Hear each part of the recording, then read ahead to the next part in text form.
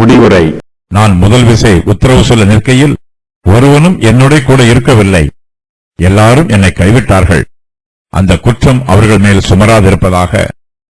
கர்த்தரோ எனக்கு துணையாக நின்று என்னாலே பிரசங்கம் நிறைவேறுகிறதற்காகவும் பிரஜாதியார் எல்லாரும் கேட்கிறதற்காகவும் என்னை பலப்படுத்தினார். சிங்கத்தின் வாயிலிருந்தும் நான் ரட்சிக்கப்பட்டேன். கர்த்தர் எல்லா தீமை நின்றும் என்னை ரட்சித்து தம்முடைய பரமராஜ்யத்தை அடையும்படி காப்பாற்றுவார். அவருக்கு சதா காலங்களிலும் மகிமை உண்டாவதாக. ஆமேன். பிரிஸ்காலுக்கும் ஆக்கில்லாவுக்கும் ஒனேசிப்போருவின் வீட்டாருக்கும் என் வாழ்த்துதலை சொல்லு. எரஸ்து கொரிந்து பட்டணத்தில் இருந்துவிட்டான். துரோபீமுவை மிலேத்துவில் வியாதிப்பட்டவனாக விட்டு வந்தேன். மாறி காலத்துக்கு முன் நீ வந்து சேரும்படி ஜாக்கிரதைப்படு. ஐபோலுவும் புதேஞ்சும் லீனுவும் கலவுதியாளும் மற்றெல்லா சகோதரரும் உனக்கு வாழ்த்துதல் சொல்லுகிறார்கள்.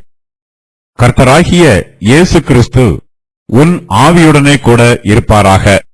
கிருபை உங்களோடு இருப்பதாக. ஆமென். தன்னுடைய தற்போதைய சூழ்நிலைகளை பற்றி பவுல் தீமோத்தேயுவுக்கு எழுதுகிறார்.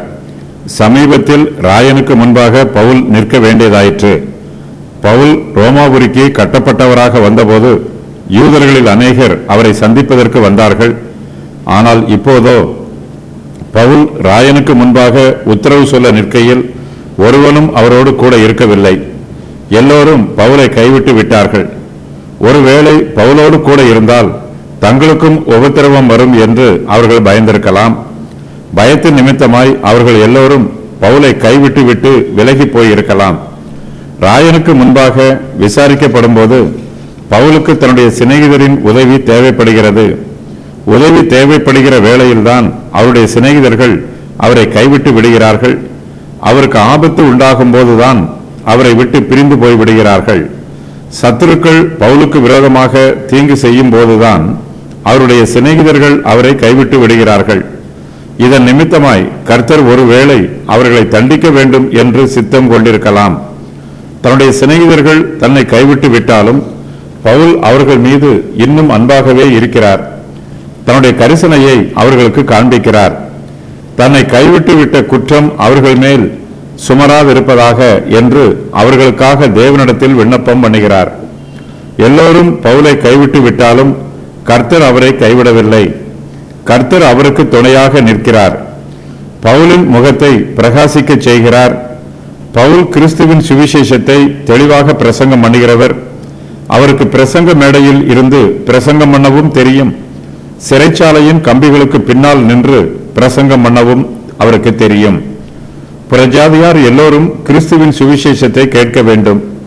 அதற்காக சிறைச்சாலையிலேயே தம்முடைய சுவிசேஷத்தை பிரசங்கம் பண்ணுவதற்கு கர்த்தராகிய இயேசு கிறிஸ்து பவுலை பலப்படுத்துகிறார்.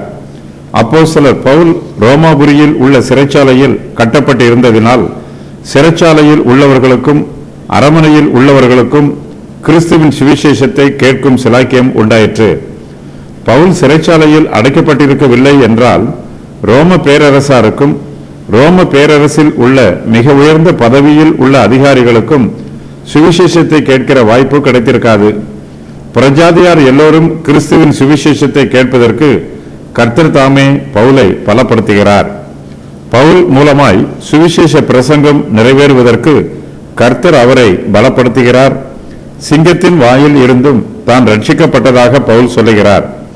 பவுல் ரோமாபுரியில் உள்ள சிறைச்சாலையில் இருந்தாலும் கர்த்தர் பவுலை எல்லா தீமை நின்றும் ரட்சிக்கிறார். தம்முடைய பரம ராஜ்யத்தை அடையும்படி கர்த்தர் தாமே தம்மை காப்பாற்றுவார் என்று பவுல் விசுவாசத்தோடு சொல்லுகிறார். நம்முடைய கர்த்தர் நமக்கு துணையாக நிற்கும் போது அவர் எல்லா தீமை நின்றும் நம்மை ரட்சிப்பார். தம்முடைய ஊழியத்தை செய்வதற்கு நம்மை பலப்படுத்துவார். எல்லோரும் நம்மை கைவிட்டு விட்டாலும் கர்த்தருடைய பரிசுத்தமான பிரசன்னம் நம்மோடு கூட இருக்கும். கர்த்தர் நம்மை இதுவரையிலும் பாதுகாத்து வழிநடத்தி வந்திருக்கிறார். இதுவரையிலும் பாதுகாத்தவர் இனிமேலும் பாதுகாத்துக் கொள்வார். பழைய அனுபவங்கள் நமக்கு வருங்காலத்தை குறித்த நம்பிக்கையை கொடுக்கிறது. எக்காலத்திலும் கர்த்தர் மீது நம்பிக்கை வைப்பதற்கு நம்முடைய பழைய அனுபவம் நமக்கு உதவி செய்கிறது. கடந்த காலத்திலும் தற்காலத்திலும் இனிமேல் வரப்போகிற காலத்திலும் கர்த்தர் நமக்கு துணையாக நிற்பதற்காக நாம் கர்த்தரை ஸ்தோத்திரம் பண்ண வேண்டும். எல்லா தீமை நின்றும் அவர் நம்மை ரட்சிப்பதற்காகவும் அவரை நன்றியோடு துதிக்க வேண்டும். அவருக்கு சதா காலங்களிலும் மகிமை உண்டாவதாக, ஆமென் என்று சொல்லி கர்த்தரை துதிக்க வேண்டும். அப்போஸ்தலர் பவுல் இந்த நிருபத்தின் முடிவுரையாக ஒரு சிலருக்கு வாழ்த்துதல் சொல்லுகிறார். துரோபீமு மிலத்துவிலே வியாதிப்பட்டவராக இருக்கிறான். பவுல் அவனை வியாதிப்பட்டவனாக விட்டு வந்திருக்கிறார். எரஸ்து கொரிந்து பட்டணத்தில் இருக்கிறான் என்று தன்னுடைய சிநேகிதர்களை பற்றி பவுல் தீமோத்தேயுவுக்கு சொல்லுகிறார். பிரிஸ்காலுக்கும் ஆக்கில்லாவுக்கும் ஒனேசிப்பேருவின் வீட்டாருக்கும் தன் வாழ்த்துதலை சொல்லுமாறு பவுல் தீமோத்தேயுவுக்கு எழுதுகிறார். அதே வேளையில் மாரிக்காலத்திற்கு முன் தீமோத்தேயு தன்னிடத்தில் வந்து சேரும்படியும் அவரை துரிதப்படுத்துகிறது. பவுலுக்கு தீமோத்தேயுவின் ஐக்கியமும் உதவியும் தேவைப்படுகிறது. தீமோத்தேயுவுக்கு வாழ்த்துதல் சொல்லும்போது ஐபுலு, புதேஞ்சு, லீனு, கலவுதியாள் ஆகியோரும் மேலும் மற்ற எல்லா சகோதரரும் தீமோத்தேயுவுக்கு வாழ்த்துதல் சொல்லுகிறார்கள்.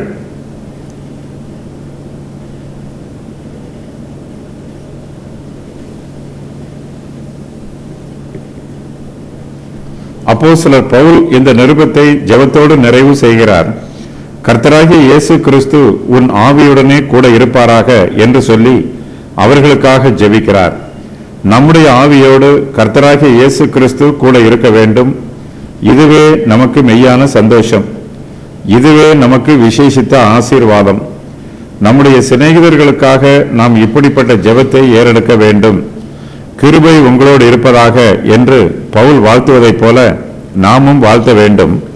இயேசு கிறிஸ்துவின் கிருபை நம்முடைய பாவங்களில் இருந்து நம்மை மனம் திரும்ப வைத்திருக்கிறது. நம்முடைய பழைய சுபாவங்களில் இருந்து நம்மை ரட்சித்திருக்கிறது. நமக்கு பரிசுத்தமான புதிய சுபாவங்களை கொடுத்திருக்கிறது. நம்மை பரிசுத்தப்படுத்துகிறது. தேவ கிருபை நம்மை பெருமைப்பட விடாமல் தாழ்த்துகிறது. தேவ கிருபையினாலே நாம் விசுவாசத்தை விட்டுவிடாமல் முடிவு பரியந்தம் காத்துக்கொள்கிறோம். தேவ கிருபையே முடிவில் நமக்கு நீதியின் கிரீடத்தை தருகிறது.